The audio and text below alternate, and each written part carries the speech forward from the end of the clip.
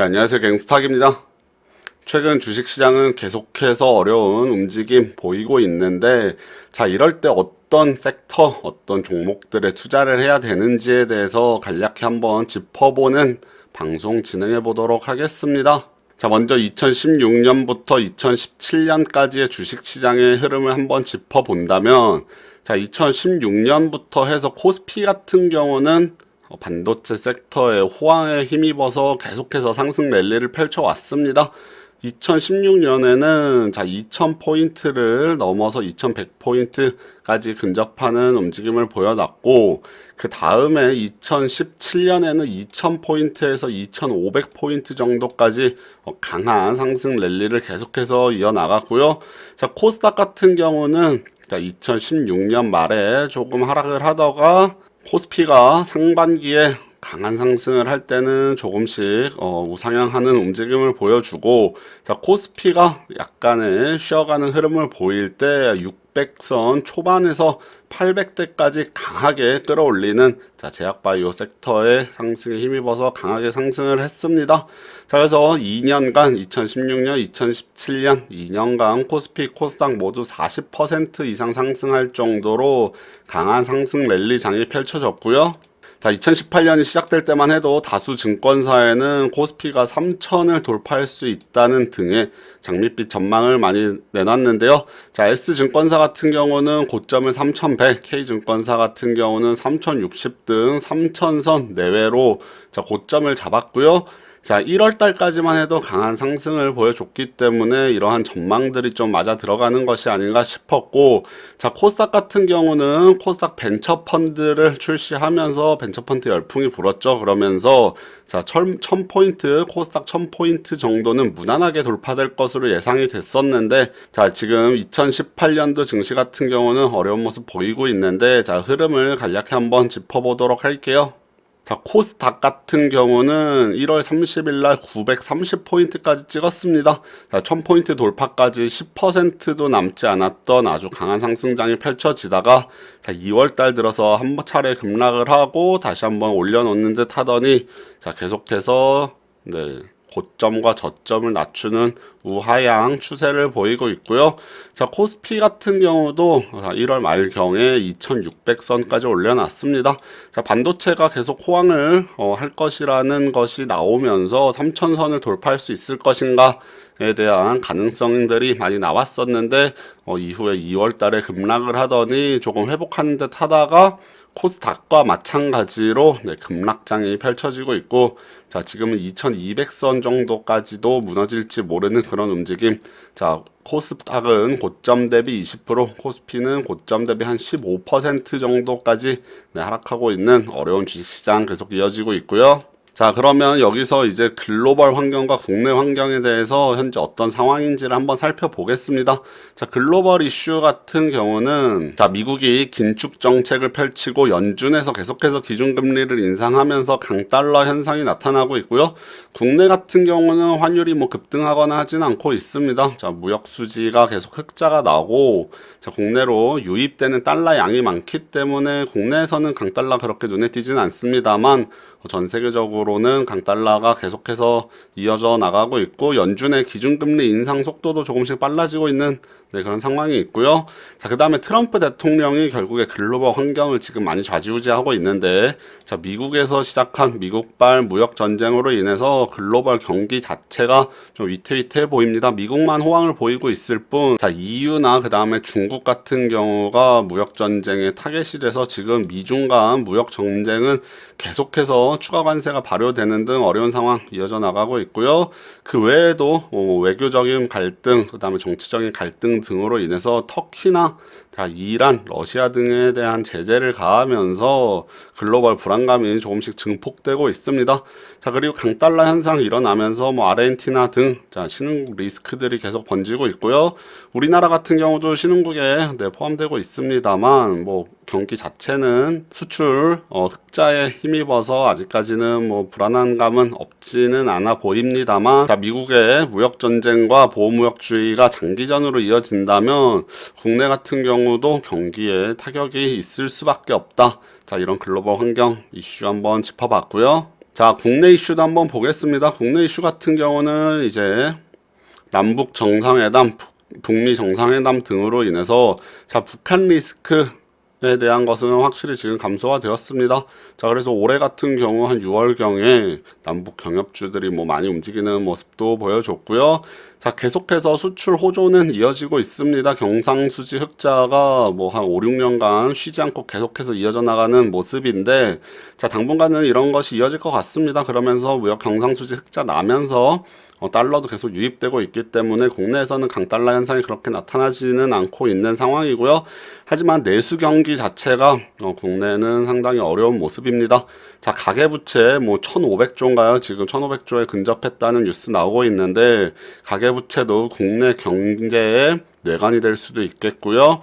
자, 미국이 계속해서 금리 인상을 하고 역전금리가 나타나고 있음에 따라서 국내 금리 인상에 대한 압박도 상당히 커지고 있습니다. 자, 미국이 우리나라에 비해서 금리가 높다는 것은 외국인 자본들이 계속해서 유출될 가능성이 있는 것이고, 그에 따라 국내에도 금리 인상에 대한 압박을 받고 있지만 국내의 내수 경기가 상당히 침체돼 있고, 자, 가계부채 같은 경우가 지금 사상 최고치를 계속해서 빠른 속도로 갱신하고 있기 때문에 금리 인상이 쉽지만은 않은 상황이고요.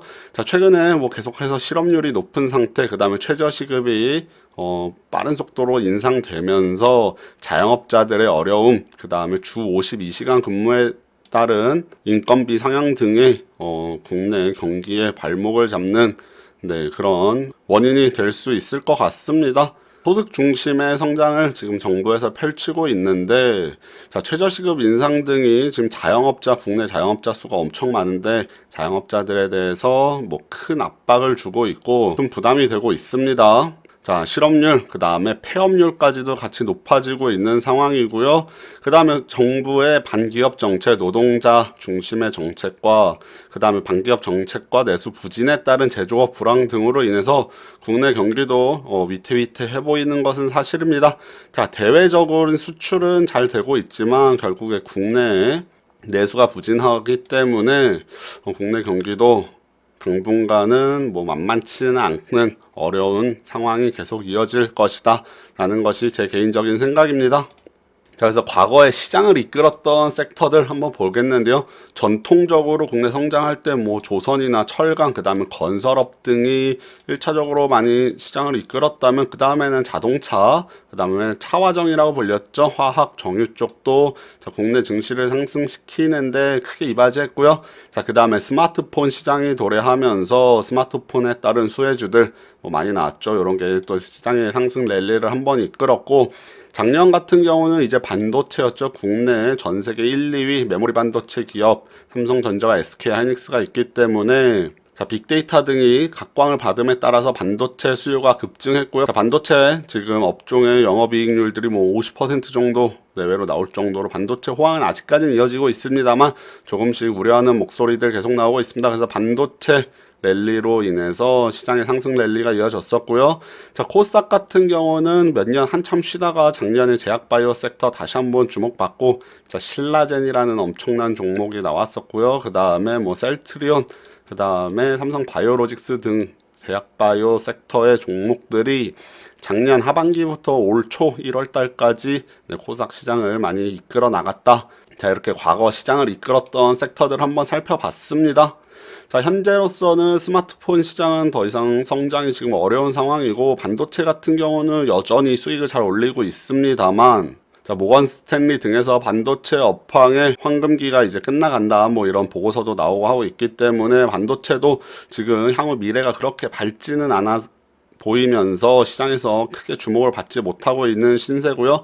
제약바이오 같은 경우는 항상 꿈을 가지고 가는 섹터인데, 자, 최근에 악재들이 좀 터지면서 수급이 많이 꼬인 상황입니다. 뭐 호재도 일부 나오기도 하고 있습니다만 제약바이오가 일단 한 차례 랠리를 이끌었기 때문에 당분간 또 한참 쉬어가지 않을까 하는 상황이고, 자, 그래서 최근에 시장이 계속해서 어려운 상황인데, 이런 시장에서 어떤 종목, 어떤 섹터가 좀 유망한지를 개인적인 정리를 통해서 한번 설명을 드려보도록 하겠습니다. 자, 그래서 제가 지금 꼽는 유망 업종 한번 설명드려 볼 텐데요. 자, 은행, 금융 쪽, 은행 쪽을 저는 그래도 그나마 좀 괜찮지 않은가 보고 있고요. 자, 그 다음에 미디어 컨텐츠, 빅데이터나 AI, 그 다음에 자동차 쪽에서는 전기차, 수소차, 그 다음에 자율주행 쪽, 그 다음에 무인화 쪽, 그 외에 테마주들로 자, 이렇게 유망한 섹터들 한번 꼽아봤고요. 좀 섹터별로 조금씩 디테일하게 설명드려 보도록 하겠습니다. 자, 은행 금융에 대해서 한번 말씀드려 볼게요. 자, 최근에 이제 금리 인상 압박이 커지고 있다고 했고요. 미국의 금리 인상 속도가 높아짐에 따라 시중 금리도 따라서 올라가는 모습 보이고 있습니다. 자, 은행이라는 데가 결국에 돈을 빌려주고 이자를 받는 거에서 대부분의 수익들을 많이 창출하고 있기 때문에 자, 금리 인상이라는 거는 은행주, 금융주에서는 약간은 호재가 될 수 있고요. 가계부채가 계속 증가한다. 자, 은행 빚이 계속 증가한다는 것은 은행의 수익이 증가할 수 있다라는 것을 의미하고, 자, 전통적으로 금융주 같은 경우는 경기 방어주 성격을 많이 띠고 있습니다. 그래서 이런 어려운 시장에서는 경기 방어주들이 그나마 잘 버티고 그 다음에 상승 여력이 조금 있다. 저는 이렇게 생각하고 있고요. 국내 굴지 은행들의 종목들을 보면 뭐 PBR이나 PER 같은 경우가 언제나 뭐 항상 저평가돼 있죠. 이거는 뭐 과거, 오늘 뭐 얘기는 아닌데 일단 저평가 매력이 있기 때문에 크게 하락할 우려는 좀 없지 않은가. 그리고 경기 방어주 성격을 띠고 있기 때문에 그나마 좀 안정적인 섹터가 아닌가. 자, 대형주 쪽에서는 생각하고 있고요. 자, 배당도 꽤 괜찮습니다. 배당 수익률이 괜찮기 때문에 이런 거는 좀 장기적으로 홀딩할 때도 자, 위험 부담이 그렇게 크게 보이지는 않고 있고요. 그래서 이런 종목들 대형주 같은 경우는 뭐 단기간에 수익을 올린다기보다는 자, 길게 좀 장기적으로 보고 경기가 좀 살아나고 새로운 섹터가 부각될 때까지 길게 보고 자, 눌림목에서 비중을 계속해서 확대해 나가면서 시세 차익 또는 고배당을 한번 받아보는 것도 자, 이런 어려운 시장에서는 한 가지 좋은 대안이 될 수 있다. 자, 이렇게 먼저 설명을 드리겠고요. 자, 그 다음에는 미디어 컨텐츠 쪽을 꼽아봤는데요. 미디어 컨텐츠 시장은 계속해서 성장을 하고 있고요. 자, 미국의 넷플릭스가 뭐 고공성장을 하고 있죠. 그러면서 국내 미디어 컨텐츠 업체들도 계속해서 자, 성장이 계속해서 이어질 것이다 생각하고 있고, 과거에는 방송사들이 좀 갑이었다면 최근에는 양질의 컨텐츠를 만드는 업체들이 조금 더 우위에 점하고 있는 것이 아닌가 생각이 되고 있습니다. 근래로 뭐 CJ ENM이나 스튜디오 드래곤 이런 회사들이 상당히 눈에 띄는 것이 있고요. 게임 섹터들도 뭐 컨텐츠 쪽 관련된 업종인데, 자, 게임은 최근에는 조금 어려운 모습이죠. 게임이 이제 대작들이 출시되면서 NC소프트, 넷마블 게임즈 등이 한 차례 급등을 했고, 최근에 중국에서 약간 이쪽에 뭐 제재를 가하는 등 중국의 시장이 조금 막히는 그런 움직임이 있기 때문에 게임 섹터는 미디어 컨텐츠 업종에서는 조금 어려운 모습을 보이고 있지만 이쪽의 성장세는 계속될 것이다. 저는 이렇게 보고 있습니다. 자, 그 다음에는 빅데이터 AI 쪽을 제가 한번 꼽아봤는데, 자, 알파고 이후에 이제 빅데이터나 AI, 인공지능에 대한 것이 전 세계적으로 크게 주목을 받고 있고요. 하지만 국내에서는 이쪽을 전문적으로 하는 업체가 그렇게 보이지는 않고 있습니다. 그래서 아주 투자가 유망한 종목이 딱히 찾기는 쉽지 않은데, 일단은 빅데이터, 자, 요게 전 세계적으로 좀 주목을 받으면서 빅데이터 저장소로서 반도체 업종들이 자, 성장을 많이 하고 주가가 많이 올랐고요. 그 다음에 빅데이터 수집이라는 경우는 결국 온라인에서 수집해야 되는데, 카카오와 그 다음에 네이버, 카카오톡과 그 다음에 네이버는 검색 엔진에서 1위죠. 자, 카카오 같은 경우는 카카오톡 메신저에서 1위고요. 자, 그래서 이렇게 데이터 수집하고 데이터 저장하고 그 다음에 이제 대기업들에서 빅데이터를 활용한 여러 가지 사업들을 펼칠 텐데, 자, 국내에서는 빅데이터 AI 관련된 종목들이 좀 눈에 띄지 않는 것은 조금 아쉽긴 합니다. 자, 그 다음에 이제 전기차나 수소차, 그 다음에 자율주행 쪽 한번 말씀드려 보겠습니다. 자, 전기차 같은 경우는 시장에서 주목을 받은 것이 꽤 오래됐습니다. 2015년, 뭐 2016년 좀 오래된 테마이기는 하나 아직까지 전기차가 그렇게 많이 보급되지 않았고, 결국에 저는 전기차로 다 자동차가 바뀔 것이다 라는 것, 친환경 자동차가 시장을 이끌어 나갈 것이다 라는 것을 생각하고 있기 때문에 아직까지 완전히 실현이 되지 않았고 성장이 계속해서 이어질 것이라는 것이 제 생각이고요. 자, 시장이 계속 확대될 것이다. 그리고 전기차 관련주들이 있겠고요. 이쪽은 배터리 업체들이 좀 많이 있습니다. 국내에서는 배터리나 그 다음에 경량화 관련된 업체들이 있고요. 그 외에도 수소차 관련 업체들, 는 이제 자동차와 관련된 거라면 이제 자율주행 쪽을 연구하는 또 회사들도 있을 텐데, 자율주행 같은 경우는 앞서 AI와 좀 비슷한 측면이 있습니다만, 자율주행을 뭐 국내의 중소기업, 벤처기업이 아직까지는 눈에 정확히는 잘 띄고 있지는 않습니다만, 이쪽 섹터에 포함된 종목들이 한 번씩 뉴스에 의해서 시장에서 주목받을 수 있기 때문에, 자, 앞서 말씀드렸던 종목들도 다 마찬가지지만 뭐 바로 수익을 올린다는 느낌보다는 올림목에서 매수하면서 비중을 조금씩 늘려보자 라는 것이 전략이고요. 자, 전기차, 그 다음에 자율주행 쪽 섹터도 아직까지 계속 성장성을 이어나갈 것이다. 자, 이렇게 설명드렸습니다. 자, 그 다음에 무인화 관련해서 한번 말씀을 드려볼 텐데요. 자, AI도 마찬가지고, 그 다음에 자율주행도 마찬가지고, 다 무인화와 관련되어 있다고는 할 수 있겠습니다만, 제가 여기서 말씀드리는 무인화는 조금 다른 뭐 ATM이나 키오스크 관련된 것이고요. 자, 최저시급이 계속해서 빠르게 인상됨에 따라서 수혜가 될 것으로 예상이 됐고, 실제로 뭐 주가가 상승하기도 했는데, 자, 무인화 기기 같은 경우 이제 키오스크, 자, 무인 주문 결제 단말기 최근에 요거 보시면은 패스트푸드점 같은 데 갔을 때 점원에게 직접 주문하지 않고 요런 주문 기계를 통해서 많이들 주문하실 텐데, 요거 키오스크라고 하는데, 자, 최저시급 인상 그리고 실업률에 따라서 아무래도 무인화 기기가 좀 더 보급될 것이다 라는 것이 제 생각이고, 과거에는 이제 돈을 입출금하는 ATM기 정도였다면 최근에는 영화관, 그 다음 패스트푸드점, 지하철역들, 요새 지하철역 보면은 네, 직원들이 없는 지하철역들도 많은데, 자, 이런 식으로 무인 기기들이 계속해서 보편화되고 있는 상황.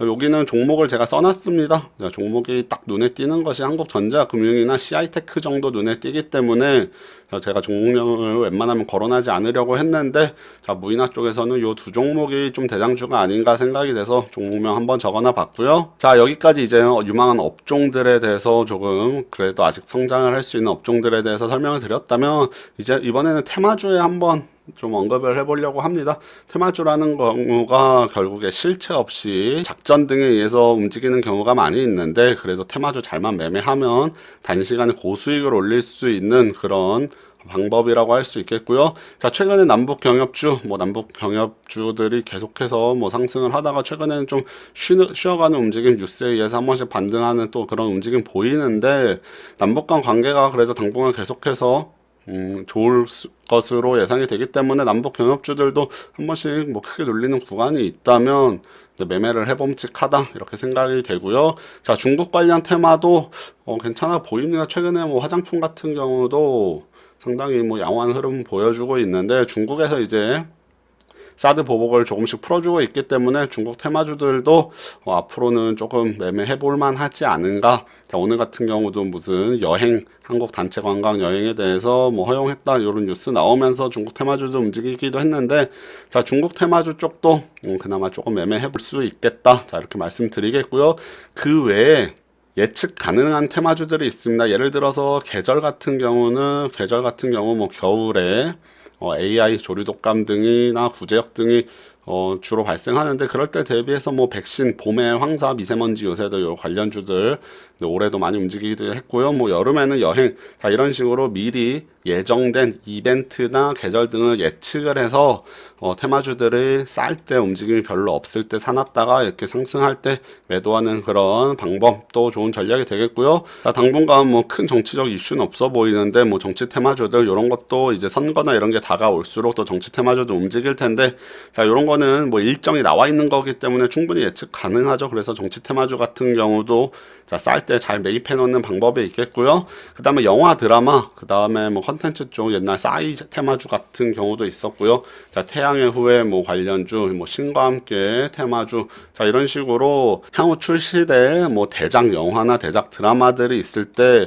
관련주들을 미리 좀 엄선해서 주가가 움직임이 별로 없고 쌀 때 미리 매집해 놓고, 이후에 이제 뭐 개봉을 한다든지 했을 때 그럴 때 좀 차익을 챙기는 전략도 네, 괜찮은 방법이다. 자, 이렇게 설명드리겠습니다. 자, 최근 주식시장 계속 지지부진하면서 투자에 상당히 어려움 겪고 계신 분들이 많을 텐데, 자, 이런 시장에서는 조금 한 종목이 간다고 해서 무리하게 따라잡는 것이 자칫 크게 손실이 날 수 있습니다. 자, 그래서 좀 유망한 업종들을 본인이 한번 스스로도 생각해 보시고, 주가가 오히려 쌀 때, 이런 하락장이 나왔을 때는, 자, 종목과 상관없이 시장 전체에 따라서 종목들이 밀리는 경우 있는데, 그럴 때 좀 종목들을 잘 매집해 두셨다가 뭐 시장 좀 반등하면 또 뭐 비중 줄였다가 내려오면 또 비중 늘리고, 자, 이런 식으로 짧게 대응하는 방법. 근데 아무 종목이나 하지 말고 그나마 좀 유망한 업종 테마나 그 다음에 이렇게 좀 상승이 가능해 보이는 테마주들 잘 꼽아가지고 그 중에서 똘똘한 놈들 뭐 실적도 좋으면 더 좋고요. 그 다음에 이왕 하실 거면은 자, 대장주를 해라.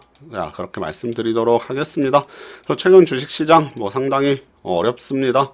저도 올해 하반기 들어서 지금 수익 내기가 상당히 어려운 장이 이어지고 있는데, 뭐 제 매매 방법은 다들 잘 아시겠지만 저는 프로그램 이용해서 매매하고 있고요. 자, 이런 업종들은 전 개인적으로 또 따로 조금씩 주식을 뭐 다뤄보고는 있습니다만, 저도 뭐 프로그램뿐만 아니고 이렇게 어떤 업종 유망한지에 대해서 계속 연구하고 공부하고 있기 때문에 뭐 제 방송이 조금이나마 투자하시는데, 주식 투자하시는데 도움이 될 수 있었으면 좋겠고요. 자, 어려운 시장에서, 이런 시장에서는 깨지지 않고 잘 버티는 것만으로도 나중에 상승장, 그 다음에 주도 섹터가 나왔을 때 또 수익을 보기 위해서 잘 버티는 것도 상당히 중요하다. 자, 이렇게 말씀드리면서 돌파구가 보이지 않는 어려운 시장, 어떤 섹터가 유망한지에 대한 방송 마치고 다음에 또 좋은 내용 준비해서 방송으로 찾아뵙도록 하겠습니다. 네, 감사합니다.